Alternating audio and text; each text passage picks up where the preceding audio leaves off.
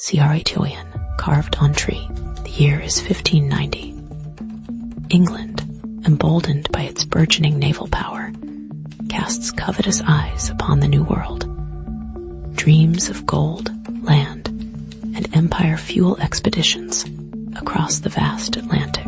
Among these ventures, the Roanoke colony stands as a fragile foothold, a testament to English ambition planted on the shores of what is now North Carolina. But this dream is about to become a nightmare. Governor John White, having sailed back to England for supplies, returns after a 3-year delay caused by the Anglo-Spanish War, only to find the settlement utterly deserted. Houses stand empty, personal belongings scattered, and no sign of the 115 men, women, and children who once called this place home. A silent, haunting emptiness hangs in the air, broken only by the whispering wind through the trees. The mystery of Roanoke has begun, a riddle wrapped in an enigma, forever etched in the annals of unsolved history. And the most chilling clue of all is the single word carved into a wooden post. Cratoyan, Roanoke Island, a strip of land vulnerable to the elements, offered a precarious existence. The colonists, a mix of seasoned adventurers and naive hopefuls, faced challenges from the start. Supply shortages plagued their early days, forcing them to rely on the goodwill of the local Native American tribes. Relations with these tribes, initially cordial, soon soured. Accusations of theft and misunderstandings escalated into skirmishes and bloodshed. John White himself, before his departure, had ordered a retaliatory attack on a native village after a colonist was found murdered. The seeds of distrust and violence were sown deep into the fertile soil of Roanoke. Now, upon his return, that tension has seemingly exploded. What started as a vision of peaceful coexistence has apparently dissolved into complete failure, leaving an ominous silence that speaks volumes about the fate of the lost colony. The immediate assumption was, of course, foul play. Had the colonists been massacred by hostile natives? The hastily abandoned settlement suggested a sudden and violent event, yet no bodies were found, no signs of a fierce battle, no mass graves. The absence of any clear evidence of an attack fueled speculation. Some whispered of Spanish spies, saboteurs sent to undermine English expansion.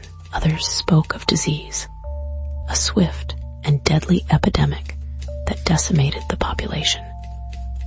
But why then the carefully dismantled houses, the scattered possessions, and the cryptic message pointing to Croatoan Island, the territory of a friendly native tribe? The investigation falters, grappling with conflicting possibilities and frustrating lack of concrete proof. The investigation quickly focuses on the Croatoan tribe, later known as the Hatteras. Were they truly allies, or had they harbored a secret resentment toward the colonists? John White remembered a prearranged signal. If the colonists were forced to relocate under duress, they would carve a Maltese cross above the word Cratoyan. No such cross was found. This absence, however, offers little comfort. It suggests either a peaceful relocation or a scenario where the colonists had no time to leave a proper distress signal. The mystery deepens, the truth obscured by layers of conjecture and incomplete information. The Croatoan themselves remained elusive, their version of events lost to the ravages of time and cultural barriers. Rumors began to circulate among the neighboring tribes, whispers of strange white men living amongst the Croatoan, speaking a broken version of their language. These newcomers, it was said, possessed peculiar customs and a fondness for English clothing. Were these the remnants of the Roanoke colony, assimilated into native society? The possibility offered a glimmer of hope, a chance that the colonists had not perished, but had instead found a way to survive. But the evidence remained anecdotal, fragmented whispers that were difficult to verify. The English, preoccupied with their own internal conflicts and colonial ambitions, failed to mount a thorough search of Croatoan Island. The opportunity to solve the mystery slipped away. Buried beneath layers of indifference and political maneuvering, a significant shift in perspective emerges when considering the possibility that the colonists chose integration. Facing starvation, disease, and hostility, they may have seen assimilation as their only path to survival. The Croatoan, a relatively peaceful and welcoming tribe, offered a lifeline. Perhaps the word Croatoan wasn't a clue to a tragedy, but a statement of intention, a signal that they were heading to join the Croatoan people. This would explain the lack of a distress signal, the dismantling of the houses, and the absence of bodies. It paints a picture not of a massacre, but of a desperate but calculated decision to abandon their English identities and embrace a new life. Historical records reveal a deeper, more unsettling possibility. A conspiracy of silence orchestrated by the English crown itself. England, desperate to maintain its image of colonial success, may have deliberately suppressed information about Roanoke. The colony's failure reflected poorly on Queen Elizabeth I and her advisors, casting doubt on their ability to manage overseas ventures. Rumors of incompetence, mismanagement, and broken promises swirled around the Roanoke project. Acknowledging a complete disaster would have emboldened England's enemies, particularly Spain, and weakened its claim to the New World.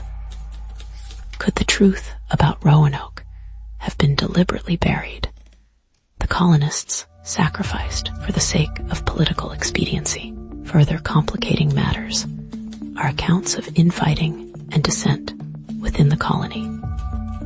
John White's leadership was questioned, and tensions simmered between the wealthier investors and the working-class settlers. Some historians suggest that a power struggle erupted after White's departure, leading to a fracturing of the colony. Perhaps a faction of colonists, disillusioned with the English crown and eager to forge their own destiny, decided to abandon the settlement and seek refuge amongst the natives. This internal conflict may have masked the true reason for the disappearance, with the Croatoan clue intended to mislead any future search parties. Evidence suggests that the lost colony wasn't entirely lost. Years later, English explorers encountered Native American tribes with strikingly European features, speaking words of English origin, and even bearing English surnames. These encounters sparked renewed interest in Roanoke, but the opportunity to uncover the full story had long passed. The tribes had scattered, their oral histories fragmented and unreliable. The evidence, tantalizing as it was, remained circumstantial, forever teasing the possibility of a connection without providing definitive proof. The political landscape of the time played a crucial role in the Roanoke saga. England's rivalry with Spain consumed its resources and attention. The Anglo-Spanish War delayed John White's return to Roanoke, sealing the colony's fate. The war also diverted resources away from colonial ventures, leaving Roanoke isolated and vulnerable. In the grand scheme of empires, the disappearance of a small colony paled in comparison to the struggle for global dominance. The colonists became pawns in a larger game, their lives sacrificed on the altar of political ambition. Archaeological digs on Hatteras Island, the former territory of the Croatoan tribe, have yielded tantalizing clues. English artifacts mixed with Native American pottery, suggesting a period of coexistence. These finds, however, are not conclusive. They could indicate trade between the two groups, or even the presence of captive English settlers. The evidence remains frustratingly ambiguous, offering glimpses of the truth without fully revealing it. The earth itself seems to guard its secrets, refusing to relinquish the complete story of Roanoke. One disturbing theory suggests a darker fate for the colonists' cannibalism. Facing starvation and desperation, the settlers may have resorted to the unthinkable. While there is no direct evidence to support this claim, historical accounts of other struggling colonies reveal the depths of human depravity in the face of extreme hardship. The absence of bodies, the hastily abandoned settlement, and the overall air of desperation could be interpreted as signs of a terrible, unspeakable act. This theory, while horrifying, cannot be entirely dismissed. The Croatoan clue itself may have been a deliberate misdirection. Perhaps the colonists carved the word to throw off pursuers, knowing that the English would immediately suspect the Croatoan tribe. The real destination, the true refuge, may have been elsewhere, a secret known only to a select few. This act of deception suggests a level of planning and cunning that contradicts the image of helpless victims. It implies that the colonists were actively trying to control their own narrative, to manipulate the future search for their whereabouts. The Roanoke mystery continues to captivate and intrigue, not only for its historical significance, but also for its profound implications about human nature. It explores themes of survival, betrayal, cultural clash, and the insatiable hunger for power. The story of the lost colony serves as a cautionary tale, a reminder of the fragility of human endeavors in the face of adversity, and the enduring power of the unknown. It forces us to confront uncomfortable truths about our past, and to question the narratives we have been taught. In the end, the fate of the Roanoke colonists remains shrouded in mystery, a puzzle with missing pieces. The truth may never be fully known, lost to the sands of time and the shifting tides of history, but the legend of the lost colony lives on, a haunting reminder of the human cost of ambition, the seductive allure of the New World, and the enduring power of unanswered questions. The silence of Roanoke continues to resonate through the centuries, a chilling echo of a dream turned to dust.